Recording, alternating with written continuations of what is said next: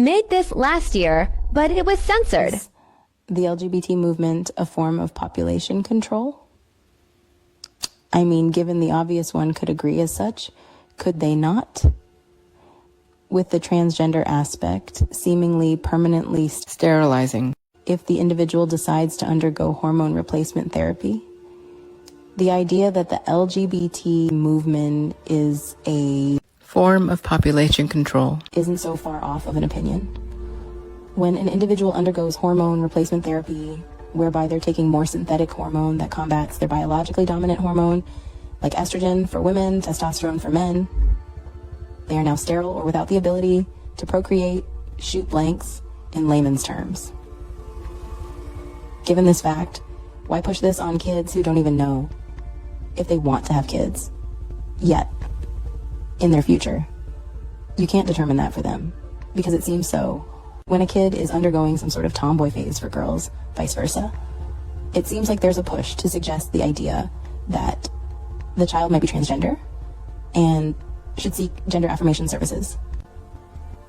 I think that's wrong. I've been hearing situations in which my friends who have kids are going through their normal tomboy phase, or one might be more interested in the feminine approach at life, and their respective school's reaction is to immediately put them on some sort of hormone blocker because they might very well may be trans. I don't. How self-aware that individual is. How are you able to make such a drastic decision on your body? They cannot grasp the long-term effects of the future and who they might be 5 years from then. I remember reading somewhere that stated 83% of gay people are gay because of childhood trauma. They're not born gay.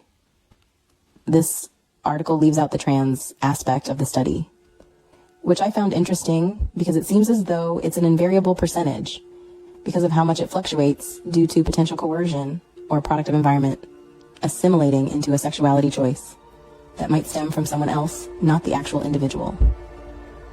What do you think the other 17% could be? And why do they leave out trans? I can surmise that the 17% that are gay consist of a few sub-layers with different branches of causality or reasons, stretching from a simple yet cumbersome issue like a lack of a parental figure in their life to more grotesque and physically abusive traumas, whether mental or emotional, involving essays or grapes.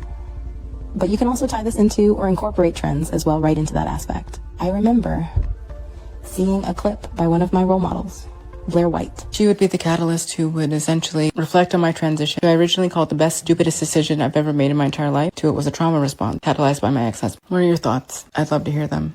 Have a good day.